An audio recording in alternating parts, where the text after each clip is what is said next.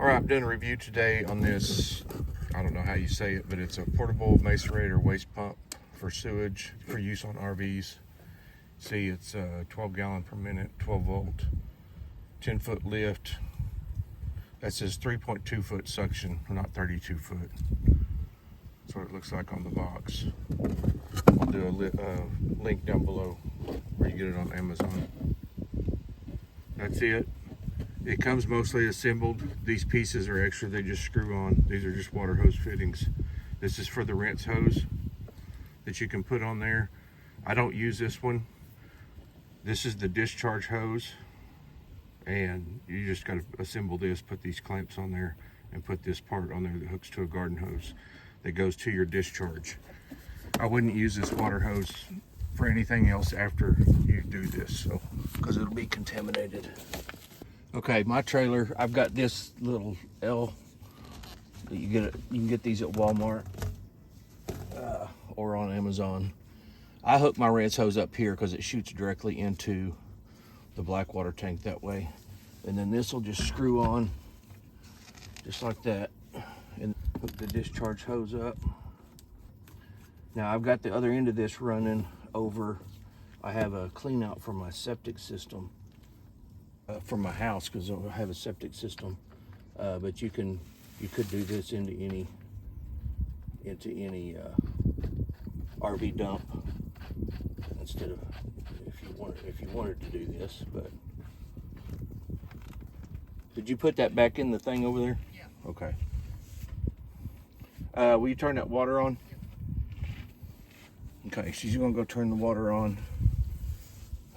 This comes with a cigarette lighter plug, or you can undo it right here, and it comes with this attachment for the cigarette lighter plug. Actually, you don't want to unplug that, but this switch right here turns it off and on. So you just plug this in over here. Now this cord's not long enough to go all the way up to my battery. So what I did is I ran jumper cables, just make sure they're not touching, and clamp it onto the jumper cables so you got power. Makes it easier. And then what I do, I'll just fill this up with water. This is the fresh water side. So I get some water in it first. Zoom in. I get some water in it to kind of prime it.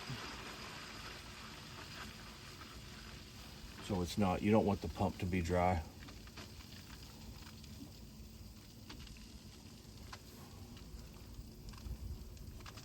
And then just turn that off. And now when you're first starting, if your gray water tank is full, you can just use it. You don't have to run water up in it through your rinse out. Uh-oh. My discharge is,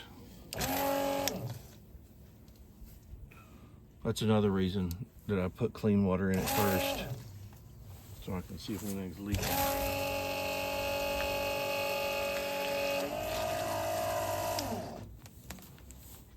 All right, let's try this again. I had to fix my water hose. That's why I run clean water in it, in case there's any leaks or anything. You might have a drip here or there, but that's not gonna hurt anything.